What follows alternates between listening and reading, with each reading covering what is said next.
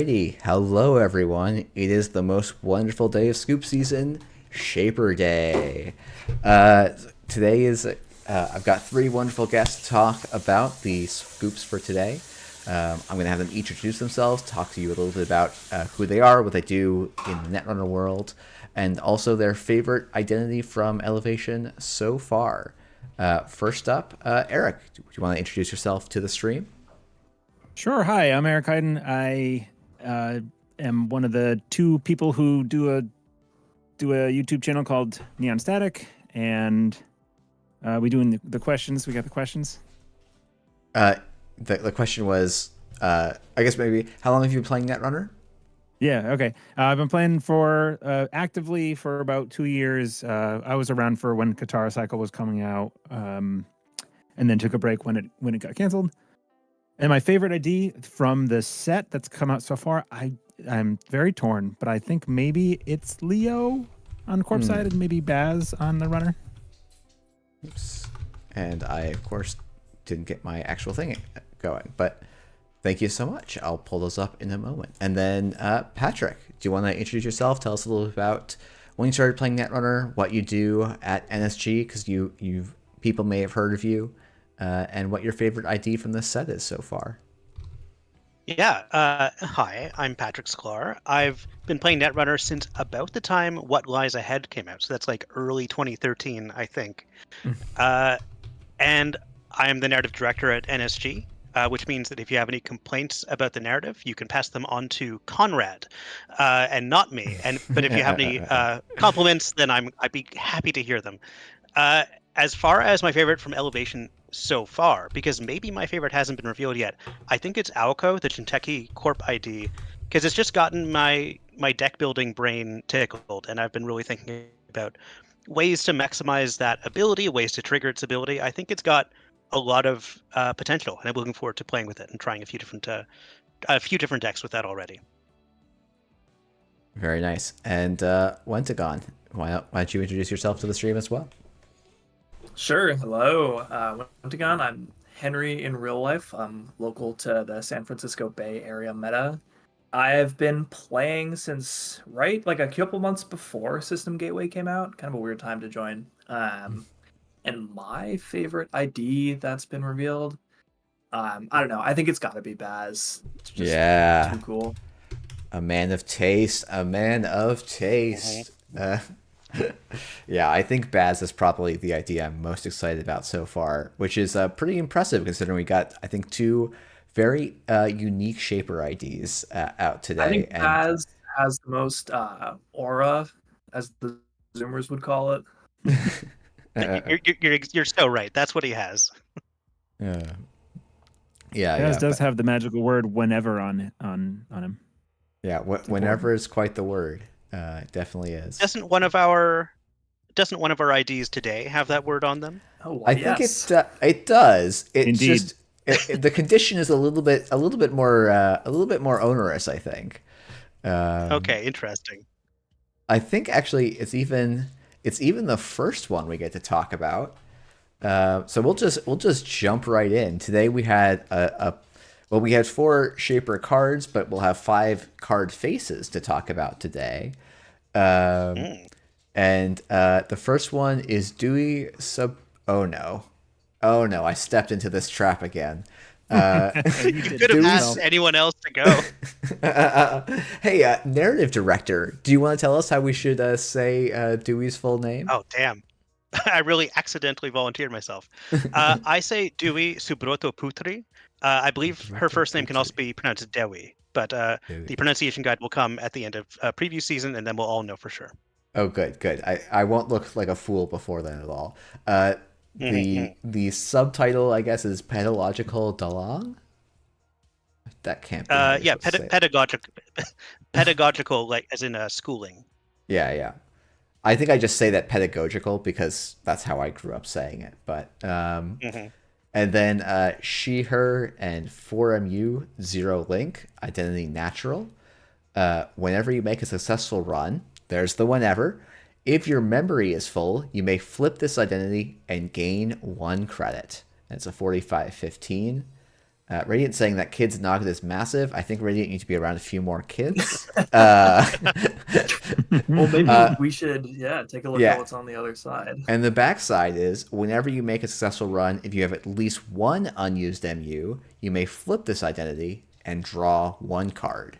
So on one side we have gain a credit, and on the other side we have draw a card. So basically we've got green Hoshiko. So I think this might be the coolest art for an ID.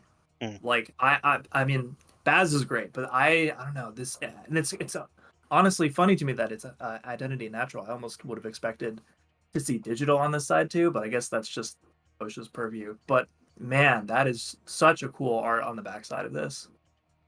yeah, this is, I mean, like even the front side I think is like great in a different way. Like I don't know, Zephania has just been crushing it with all the work we've seen from them this year. Yeah, kind of like a knowing look from Dewey on the front here, Yeah. like a kind of a little bit of a smirk. Mm-hmm. There's just such rich detail on the front side, and the back side. Like it really is just a stroke of luck that we had this idea for this like a shadow puppeteer, someone whose art is literally about two different sides and seeing two different sides of the art form, and then being able to replicate on that on a flip ID was actually, it just came together really, really well and really fortunately. And having this great evocative art on the other side is one of the benefits of that. Yeah, and there is a narrative art for Dewey. I think the exact location hasn't been announced, but it will be somewhere in the pack of cards. So Yeah, it'll be among the rules inserts. We'll make sure that even Dewey, the flip ID, gets her card back bio somewhere in the pack. yeah, maybe when we do Elevation Remaster, we'll get one of those fancy 3-folding cards or something. Like Marvel Champions has. Exactly. I guess so. I think the art is fantastic. I think the immediate question is like, so what do you do with this ID? Anyone have any initial ask thoughts? the same thing.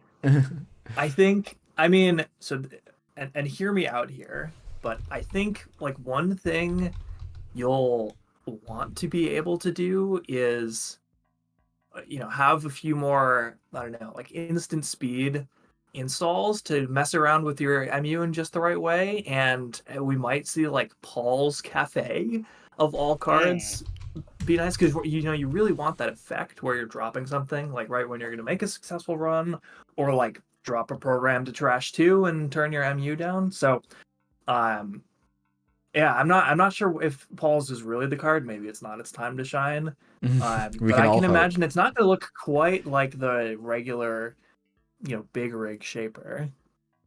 I think one thing that you're going to want to... Oh, sorry, go ahead, Eric. One thing that you're probably going to want to do with all speed is fill the MU early so you can turn the ID on, right? So I think I was thinking about what you would run to quickly fill up your MU cheaply, and SMC, there you go, you've pulled it up, is like an auto include in this deck to me, like right away, that you need to drop one of these turn 1, if not 2 of them. If you can drop 2 SMCs, run and gain a credit, flip the ID, and then get ready to draw a card, you could potentially do that all in one turn, I think. Yeah. And you might be more enthused about like Mayfly or Nanook, like some of these chunkier programs that, usually the MU is a downside. But like you said, you want to fill up that MU. What a time for Puffer to rotate. Nanook is a great call. That's a really interesting call. I hadn't really been thinking about that, but Nanook is a 2 MU program that kind of goes away on its own, or even kind of when you mean for it to go away. So that's, I think that has potential here.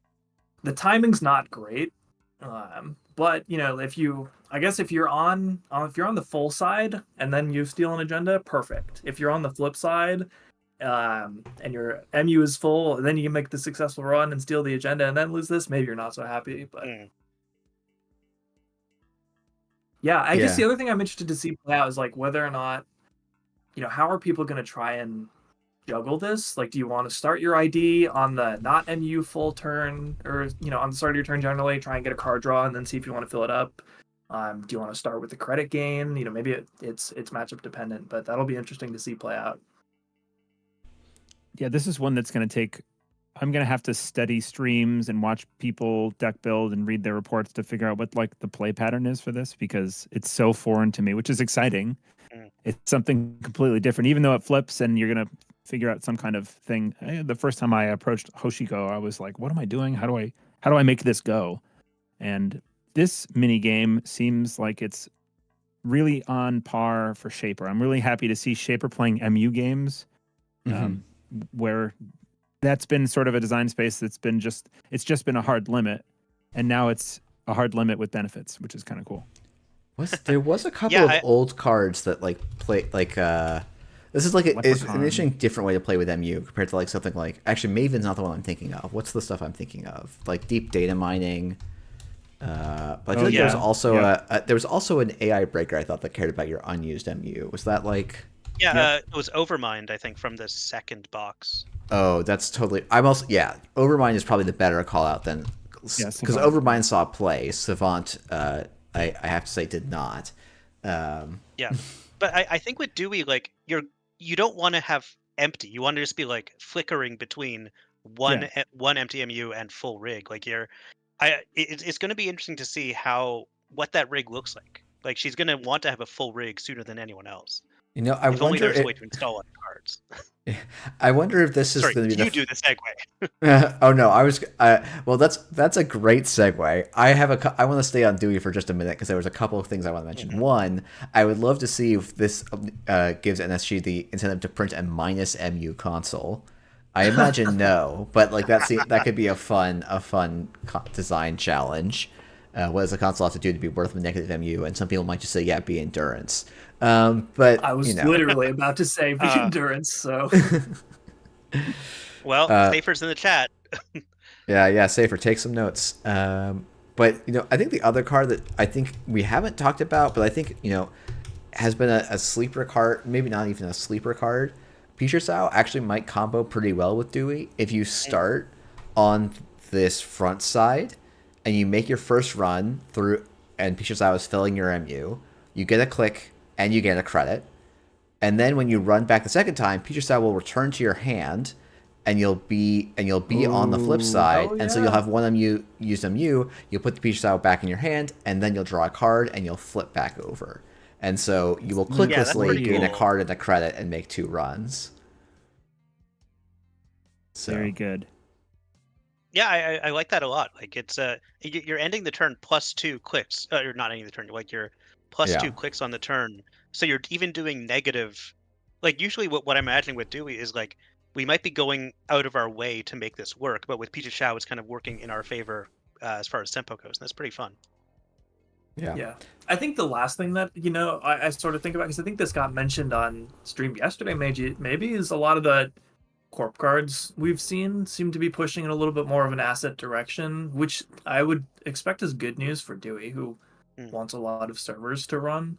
Maybe you're not so happy to run into some tall glacier deck as Dewey, but if it really is going to be an asset meta, then I could see you getting quite a lot of flips with this. This is gonna like given decision points on the very minute stuff, like when you install your console, when are you going to want to do that? It might screw up your ID flips, and the play pattern of having the SMC down, running the thing at full, then popping it the next time you go down to a 1MU program. Now you're not full, and you can play that game. But this SMC works very well with Dewey.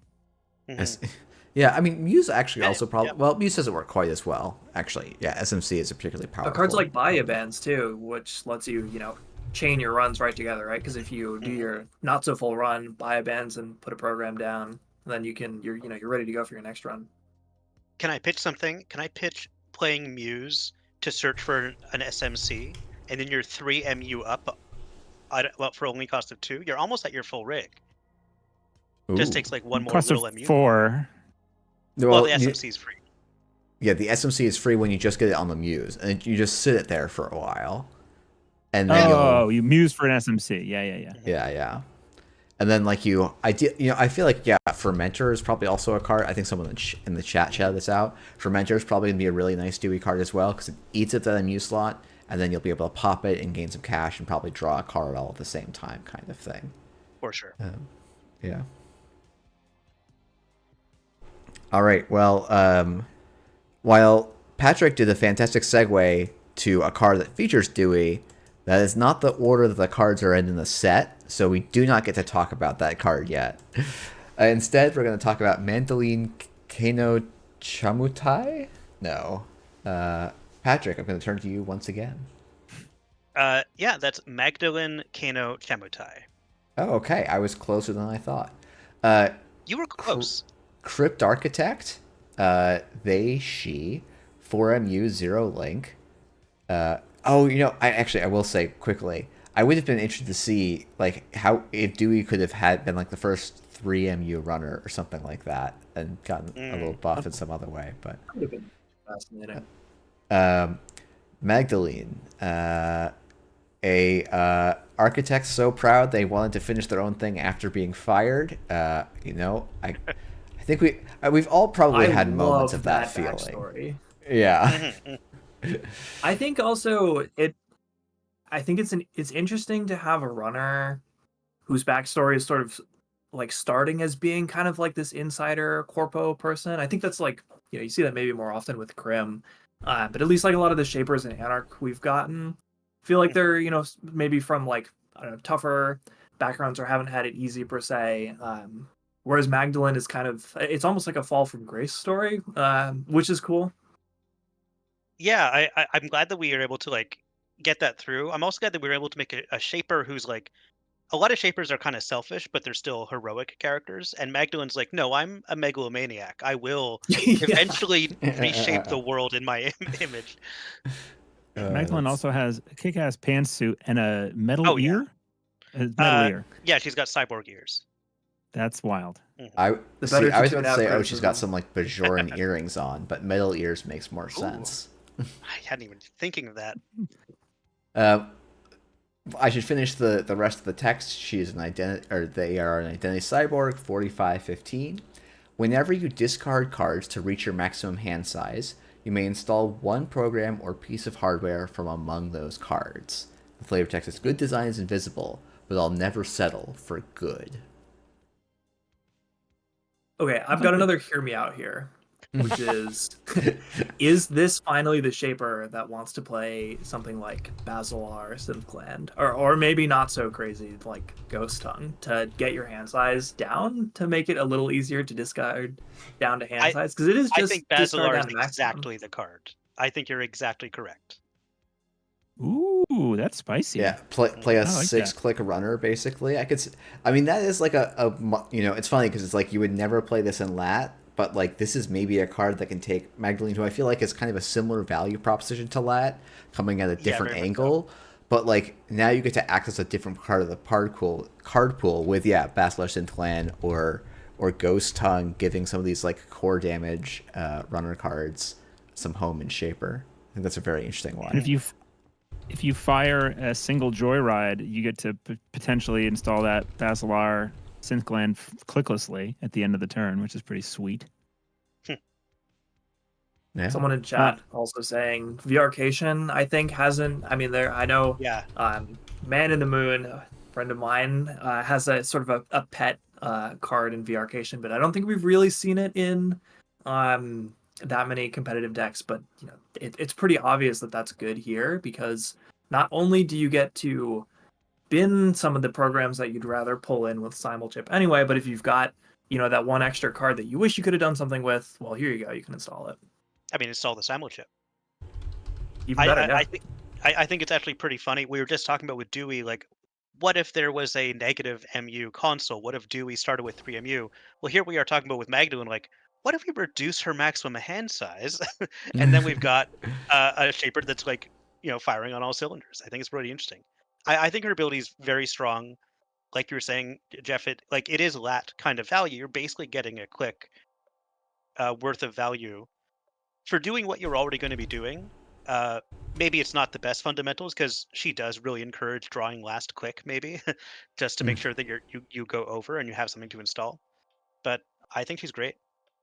It opens up that possibility of last click draw being not punished, where before the option was pretty much just last click credit, and often in different scenarios. Also, crypt architect, not crypto architect. So we're just going to clarify, doesn't architect crypts, but that's what I think of immediately when I see that. That's what I get out of that one. I don't know. That comes from I was reading a book called The Quantum Thief. At the time when we started reading this, I rereading that book, and in it there's a character whose title is the Cryptarch. It's a word that means a secret ruler. Crypt is in secret, arch is in like leadership, and so crypt architect kind of grew from there. She is the secret architect of the elevator. Oh, I like that a lot more now that you've explained it. I'm glad I brought it up, even if it was pedantic. That's the secret of good narrative design. It's better when I explain it. And that presumably is the space elevator on the card, right? Yeah, Yes. I would assume so. Yeah, she was the original designer of the what's it? I haven't got the name. Yeah. All right. Yeah, I think I'll be very One interested. question on this. Go ahead. What Sorry. happens if you... Because I feel like there's I'm always interested in the weird rules cases here. If you're discarding a coalescence, do you get to take the money off of this? Or are you past You that? don't I get to think you're take the past money that, right? off wait, hold on. Well, Yes, you do not get to take the money off of coalescence, I believe. But Because- During Black your can pop turn. stone chip after discard, so... You're right, you can. So yes, you You should be able should. to take the You money can off take of the money, right? coalescence. Yeah. You're right. It's still your turn. Yep. I don't It's always someone's turn. Yeah, Jamie's saying to the timing. But you don't have a paid ability window in every parts of the turn. I don't have the timing chart up in front of me, but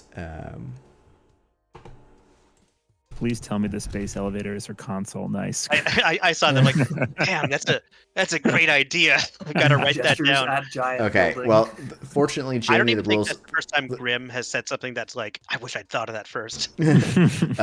Jamie is saying there is a paid ability window after discard, which makes sense. That's the stone chip chart room thing we were talking about, where you can. Yeah. The corp can res a spin doctor. You can pop stone ships, things like that. So yeah, you can do coalescences. I think there was a question I think you can use. Sorry, and then I'll drop it. But then I think you can also use a wizard's chest then too, right? Oh You boy. can like install and use a wizard's chest. Hang on a second. And a knife. Okay, hold on. Yeah. Use this hardware. She's got. Yeah, so yes, you could discard a wizard's chest and then pop it in this end of turn window. Yes. And install another wizard's chest. To go get a knife. Wait. I didn't know we'd been looking for the right shaper to import knife into, but here we are. Yeah. You can technically do it. Yeah, I think the other question I saw people ask is like, what happens if you haven't installed any programs this turn, and then you install a program and trigger a lily pad?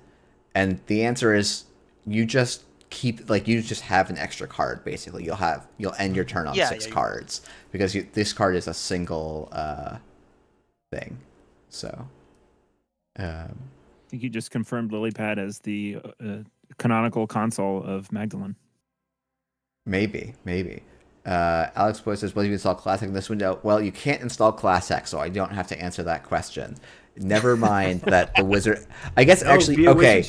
With Wizard's Chest, okay. So now we do have to come up with an answer. Now I have to stare at card text because that's the most interesting part of Daily Cast. It's not talking about new cards, but talking about hypothetical niche interactions that are never going to happen. Niche.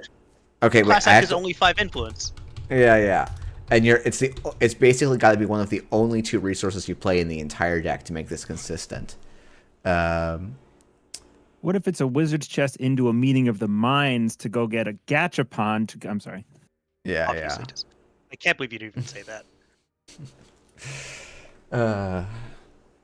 Does Jeff have an up-to-date No, I have no up-to-date images, Jamie. I think I downloaded these images like 2 years ago, and they're not getting touched. I should probably update. Actually, one of my post-elevation things is to go and update all the images because NSG put out better quality images for all of the creators, but I haven't done it. I was going to say, there's this whole portal thing. Yes. It's pretty useful. A couple of things have gotten my way. I'll say that much. Yeah, I guess so. I mean, during the term which you install this resource ends, I think class act actually happens like like after the. Oh no, I really have to look up a timing chart for this. We're gonna move on for the sake of expediency, and we'll let that be a fun Little addendum to FAQ. the YouTube video.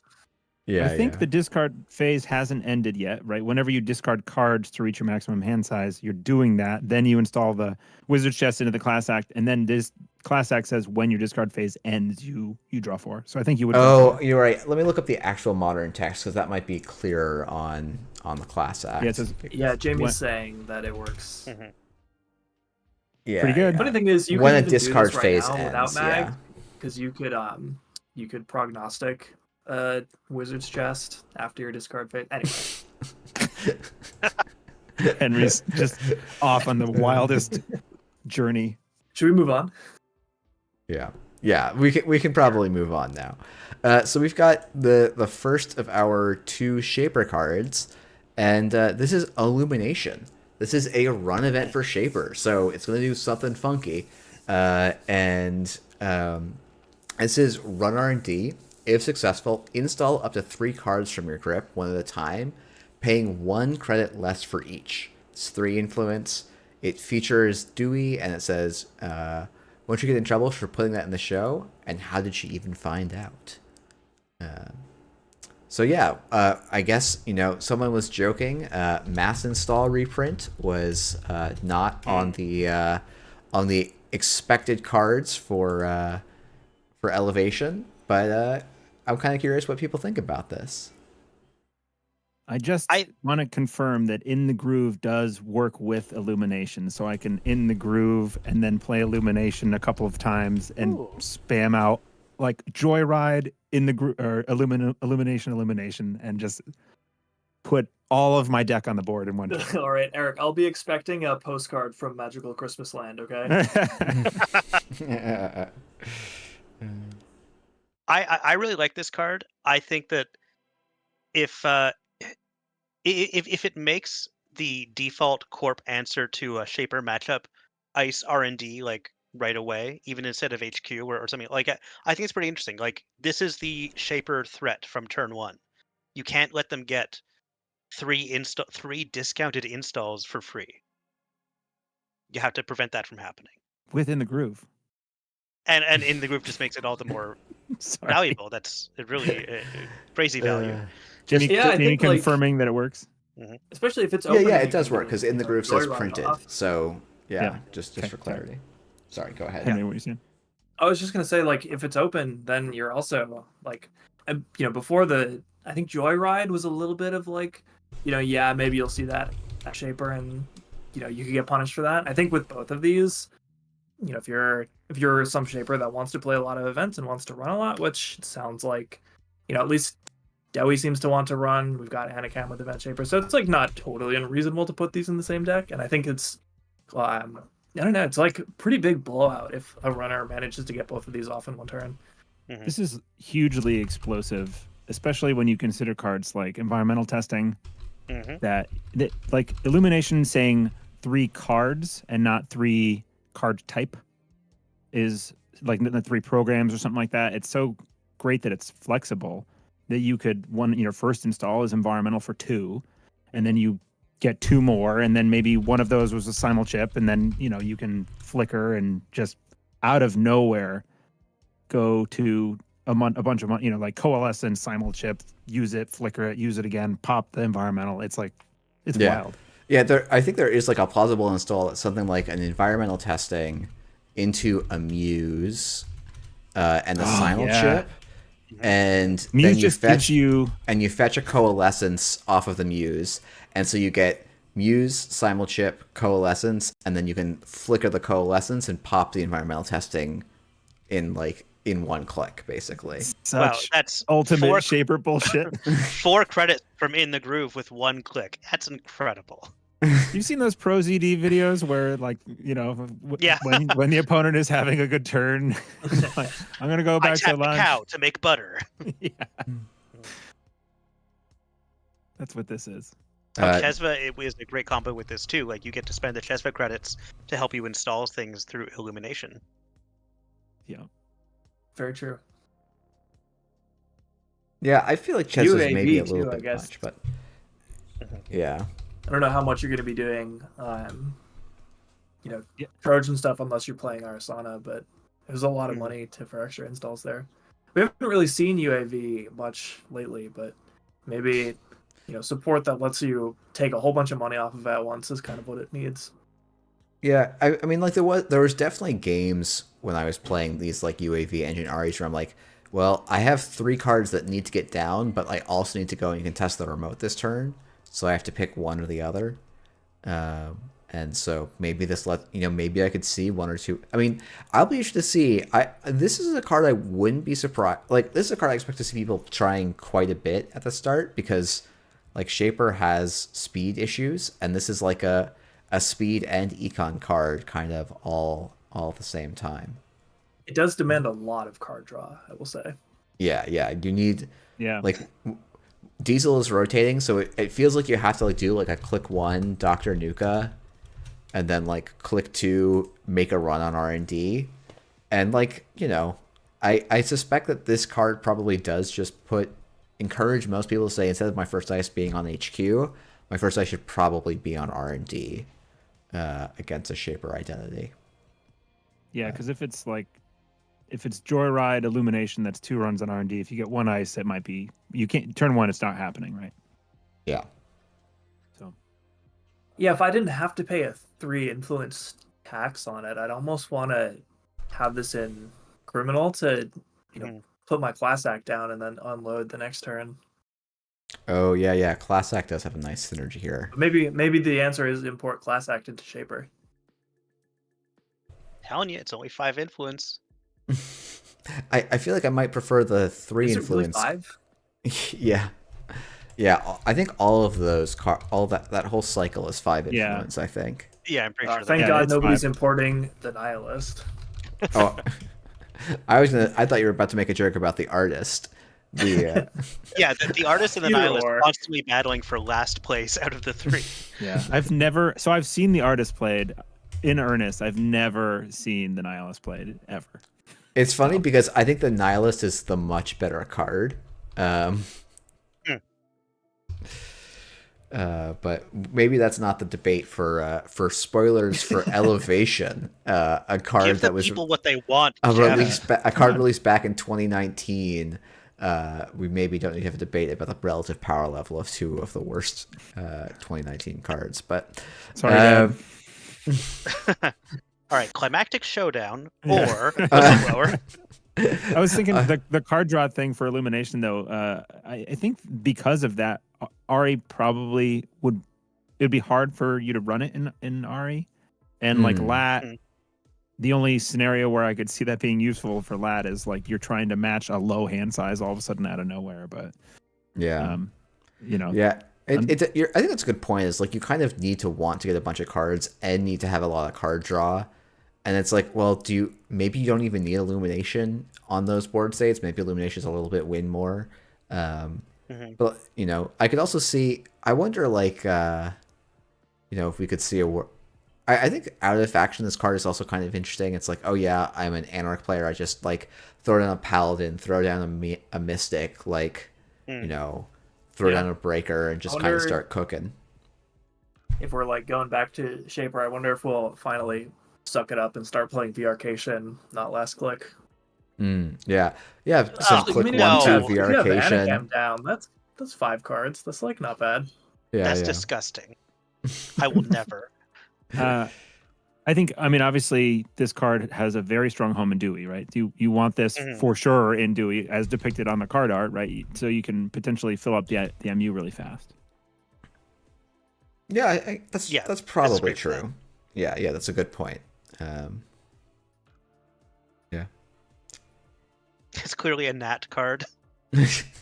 Thank you, Pink. Yeah. What? I thought his flavor text was 1 of a kind, but no, it's his Damn, subtitle. I'm good. Damn, I'm good. All right. Well, should we move on to talk about the final card that was spoiled today? Let's do it. All right. Let's talk about Knickknack O'Brian. This is a 2-cost resource connection.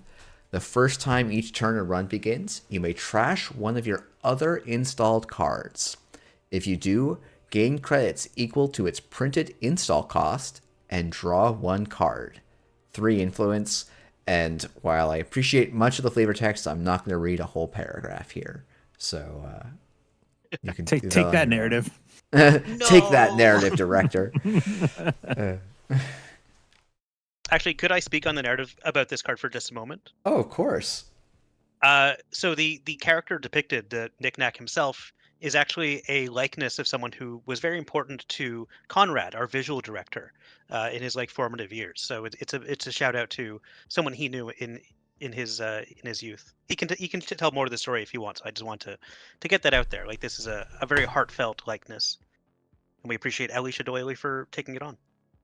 Yeah, we were saying like right before we came on, it's really nice to have a, wise, warm, kind-natured cyberpunk noodle guy finally in Netrunner. Yeah. Yep. For the first time ever. Yeah, he's someone who trades in noodles and advice for all comers. Yeah, noodles also, is one of the currencies of the Undercity. It is, and also he fences your stolen goods. We can presume this. It's hard to see unless you zoom in, but he does have knickknacks on his little shelf there, including geodes, looks like pearls, a D20, a big D20, and a little turtle that makes me think is a call out to Amakua, but I don't know. I'm not sure if the turtle was specifically for Amakua or something else that was personal to the person himself. The Okay. D20 definitely is. He was a big D&D player. Cool. Nice. So if you illuminate and you install things for 1 less, and then you knickknack them away, that you've gained a credit. So that's cool. Yeah, I think he turns Illumination and DZMZ into like kind of profit-making machines. That's kind of interesting. If you play in the groove. Sorry. Oh, there we go. Yeah. If you push out all of the other cards in your deck just for this combo to work, and then you make it happen, and you say, "I concede, I win." Yeah, I was gonna say, I think it is very much not Pawn Shop, which is good. I think it's cool to get a different card, but I think like Pawn Shop wants you to have a whole bunch of cards where you don't really care about the cost of them, and it's more of this kind of static econ piece for you. And so Ari was happy to play it with a bunch of low cost programs. Girls was happy to play it. That's the Akiko deck. Because all those programs that both decks were installing were pretty cheap, and you were generally netting money off of them. Whereas, for Knickknack, I don't know that, sure, you can get a little rebate on your propeller, but I think, you'll want to maybe be a little bit more intentional about how you're building out your rig to, maximally extract value from this trigger. Because, at the end of the day, you are trashing one of your installed cards, and you want to make sure you're getting as much out of it as you can put into it. You can't just slap down and sell a propeller for net positive. I think it seems like it works with a lot of the disposable breakers, like Revolver seems pretty good.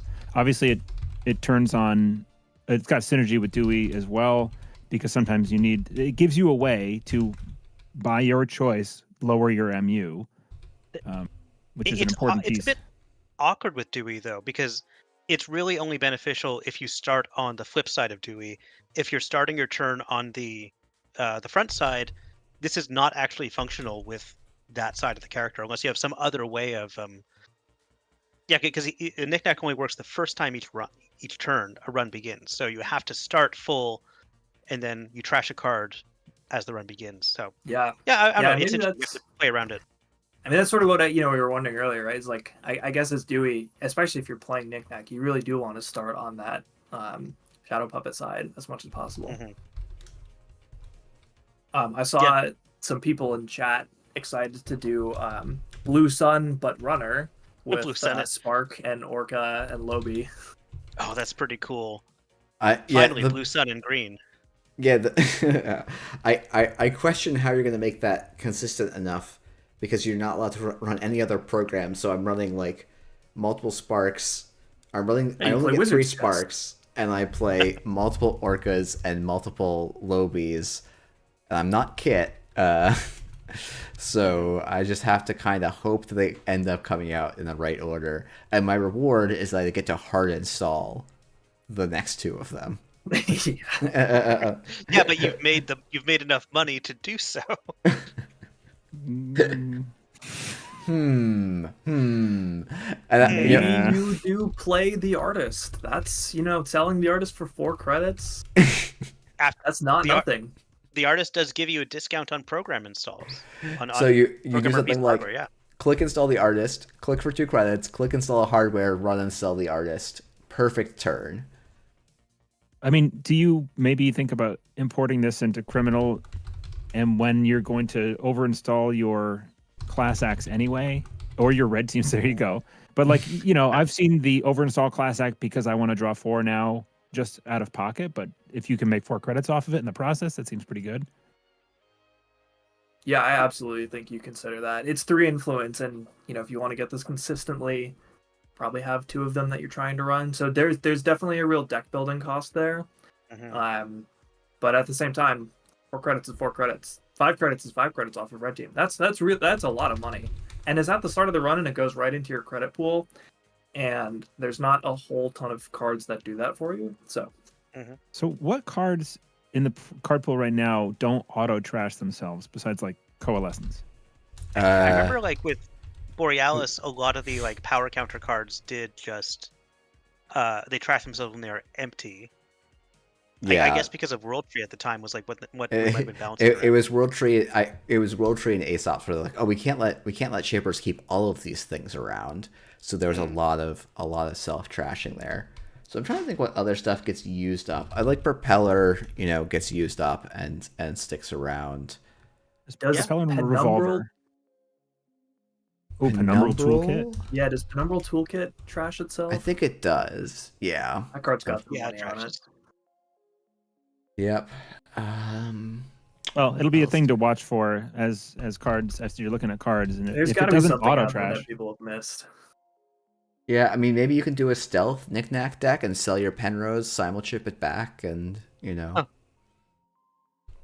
and you can, what was it, the synergy with the Game Dragon Pro, where like you pump with the stealth credits, and then it's strong for the whole rest of the run. That seems pretty good. Of course, if you simul-chip it back, then the Game Dragon is dead, so that's not great. Yeah. You will have to be a little bit careful if you're going to play Game Dragon and this in the same deck, because you can't sell the thing that Game Dragon is on. Though you can move Game Dragon at the start of turn, but Another thing that's just rotating. It's kind of too bad, but you'd probably love to be able to play this with Proco. Out of Shaper. Yeah, so that you can use Proco, and then when you're done, when you're like, okay, I've got all my value, sell it, and it goes right back out. Because I remember selling a lot of Procos to Aesop's. At some point. Dan pointing out, Cordyceps doesn't empty itself. Palangi doesn't. Yeah. Right? So like, the virus counter stuff. Yeah, I guess most viruses is true. Yep. Imp, rest in peace. I guess you could also use it to crash your Nanook if you're worried you're about to hit an agenda on this run that's just on the table and you didn't need to use it during the run to break things. But that's funny. I don't So know. backwards. Yeah. Well, I've immediately given up on this polar bear, and I'm going to sell him. Too precious. Mm-hmm. Daily Cast does seem like the card that this would work really well with. Rip and rest in power. And Yeah. I mean, so for your last click of the telework contract, it seems now this is an interesting decision on whether you want to spend the click to get the extra money, or if you just need one credit or 3 credits. Yeah. I mean, I sometimes do think, though, It's about even. draw card. I think, Eric, you bring up a good point, which is like, I don't think you necessarily need every Knickknack trigger to be this excellent thing. Like sometimes you just don't have time to clear a telework contract, or you don't have time to take all the rest of the cards off of a Nuka, and Knickknack is a way to turn that into like squeeze a little bit more tempo out of cards than you'd otherwise get. Yeah, especially because telework is once per turn. Like you could click it and then run with Knickknack, and you kind of like accelerate the value you get from it. That's kind of interesting, especially in like the core set environment where you're just playing with this and gateway. That's going to feel pretty smart. It is Ooh. another unique connection for the unique connection tribal that runs Paul's Cafe and wants to, launder all the cards through Paul's and then sell them for a profit to Knickknack. So we'll see where that goes. Another idea I might put this in, if I'm being really experimental, is Topon, because Topon also gets the discount on installs, and then Knickknack can turn that into profit. Yeah, Oh, that's a good point. And then it also Criminals drops use a up card, their- which is also Which going to be a Topon limitation really for needs, Topon. Yeah. yeah, Mhm. yeah. You clear your huge Debbie downtown Marrera, and then it's empty, and then you go, well, I'm gonna sell Yeah. you to Knickknack O'Brian. Just like with Aesops, there are problematic uses. Yeah, I We're don't not love going that to. Knickknack can just buy people. I don't. As the narrative director, I'm No, he going to buys say, stories. yeah, he's buying stories, and then he trashes the people when he's done getting the story from them. And by trash, we just mean he says that was a bad story. So, and he shames you so much for associating with them that you just agree, yeah, I'll never contact them again. Yeah. Yeah, I will be interested to see where this lands because it's cool that it's such a clear callback to Aesops, but it's also so not doing what Aesops did. Mhm. Yeah, Yeah. I still like it's doing it, in a way. It's kind of doing the opposite of Aesops. Like you want to buy a low, sell high with Knickknack, or like you're trying to get discounts on expensive things with Knickknack if you're really trying to maximize value. With Aesops, you're trying to play really cheap things. I think I would if these both existed, they would go in different decks. I'm not sure which one I like more. I probably like Aesops more, but Knickknack's pretty fun. Here's my hot take. They would go in different decks, and Aesops would be in the good decks, and Knickknack would be in the other decks. Okay, and that's all the time we have for tonight, folks. Ooh. Yeah, We'll bleep that part out. I am going to go out on a limb and be like, I think Knickknack is going to be a very tough sell in Shaper for a lot of the reasons we've kind of been highlighting, where there's not that many great targets. Like, it's Coalescence and Muse, and that's kind of the end of the list of things that you're like, oh yeah, I'm getting a good amount of value out of selling this. And the cost to me of saying, oh, I'm a Shaper deck, but I have to spend a click to run every turn that I want to get this value, compared to Aesops, which is, I just get this value. I think it's like an easy thing to underestimate how expensive that is. Well, Jeff, I look forward to your Knickknack apology tour then. Okay. Yeah. The most busted card to come out of this entire set. Yeah, I mean, my track record has been uniformly pretty bad at this stuff, but I'm going to put my stake in the ground and say I think Knickknack is going to be pretty bad in Shaper. I think Shaper's probably going to suffer quite a bit because this is not Aesops. But we'll see. We'll see. That said, like, I think Illumination is a very exciting card. I think the IDs are pretty interesting. I'm just not sold on Knickknack as doing much to help Shapers. Yeah, Illumination might be most underrated card we've seen so far. Like, I could totally see that actually just being quite good and played more than maybe we're expecting it to be. Yeah, we'll have to see. Yeah. All right. Well, I think that's, we're starting to get towards the top of the hour. Any other final thoughts on these cards we've seen today? If Amazing not, art on all of them. Yeah. This whole set has been. Yeah, This whole set has been like great visuals. I think a narrative has really leveled up as well. So I think this is is like a really exciting part of the Scoop season where we're sort of starting to see like what the texture of the meta might look like. Like just enough cards to see like, okay, like HB maybe wants to be doing some asset stuff. We've got some interesting Wayland operation-y stuff, some runners we've seen now. So yeah, it's a great time to wildly speculate. Yeah, Yeah, this is I'm having a lot of fun on the inside, like knowing all these cards, being anxious about how the community will react to them, but seeing pretty much all over the place very positive reactions and people really getting what we're going for, not only on the like narrative and visual stuff, but also design wise. It's been really it really fills my heart with joy and kind of re-energizes me after a very exhausting process. So I'm glad to see yeah. it. Yeah, I was like really looking forward to be like, oh, I can have safer-ons later in the week to like explain everyone what the design goals of the set are. But it's like outside of maybe one or two things, I feel like everyone's gotten the design goal of the cards and the intended Mhm. like role of all these things, and then narrative has been pretty either well written or well just kind of self-evident on the card, which is great. We've Yeah, only got what like 4 ideas left to go, two from NBN, one from Wayland, and one from one crim criminal, left. one for criminal, and then the neutral ideas we haven't talked about yet. And Yeah, yeah, and the mini faction that we're saving for yeah, for yeah, the yeah. oh, we're not going to reveal the mini faction actually. That's just going to be something that's in the pack when you buy it. I do want to Um, take the opportunity to have you both receive, on behalf of NSG, my heartfelt thanks for actually earnestly for keeping this game going, because I know it's a lot of work, and this is, like you said, it's really exciting. And I hope that any stray criticisms you might receive throughout the year kind of get washed away with all the positivity coming out of this time right now, because this is like the most exciting time with new cards coming out, and it wouldn't happen without all the work that you all do. So thanks from me. Yeah, I gotta You're echo welcome. that. as someone who does almost nothing in the production of cards, thank you very much. So it was just for Jeff. It was just for Jeff. Oh, I'm sorry. I stepped. You're right. I'll just sign out. Could I plug something really quick for NSG? Yeah, please do. Uh, so in our latest recruitment drive article, I mean, first of all, there's a lot of different positions open that anyone can go to and apply for, and we're all volunteers and we all really need more help and would appreciate help, but it's also a really fun group of people to work with.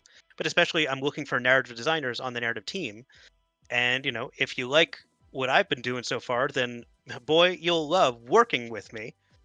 Yeah, so I just encourage people to go there and apply. And I even think that the application process itself is kind of fun because there's like, hey, here's a bad design of a card. What's the theme?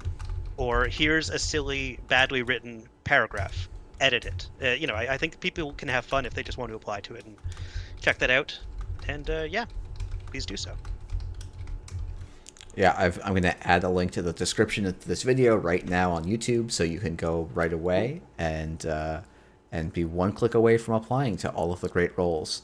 And there's a lot, the all of the teams, especially in the last period, there's been a ton of leveling up and professionalization of a lot of these teams. I think they've become really nice places to work with, and would definitely recommend if you have a little bit of time and you really enjoy Netrunner. It's a great way to give back a little bit, and a lot of teams have room for people of all sorts of different levels of commitment. So definitely take a look and see. We've got a lot of weird skill sets out there that we're looking for people. In addition to the creative roles, we've got if you want to learn some industry stuff, there's some neat roles there as well. So one of the really invaluable people for Elevation was Kelly, who was doing a lot of graphic design.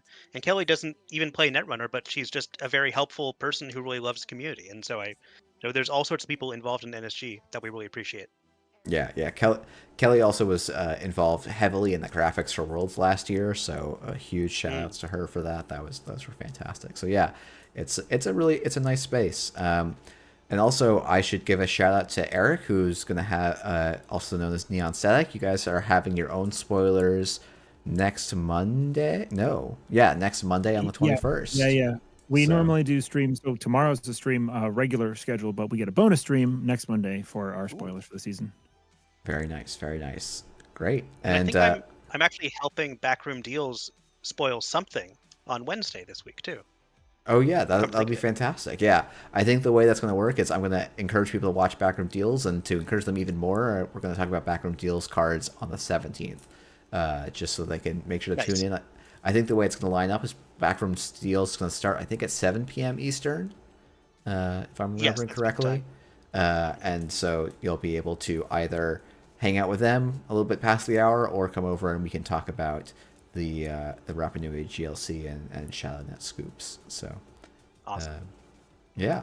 So I want to thank all three of you for coming on. This has been a really fun chat, and we all get to mark this in the ground and make fun of me for this in about 2 months when when Shaper takes over the world with Knickknack focused builds.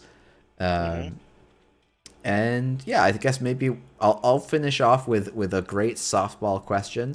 What's everyone looking forward to the most in or hoping for the most in cards we haven't seen spoiled, or most excited to like get to the table when we get our hands from what we've seen already? And I'll start with you, Eric, first.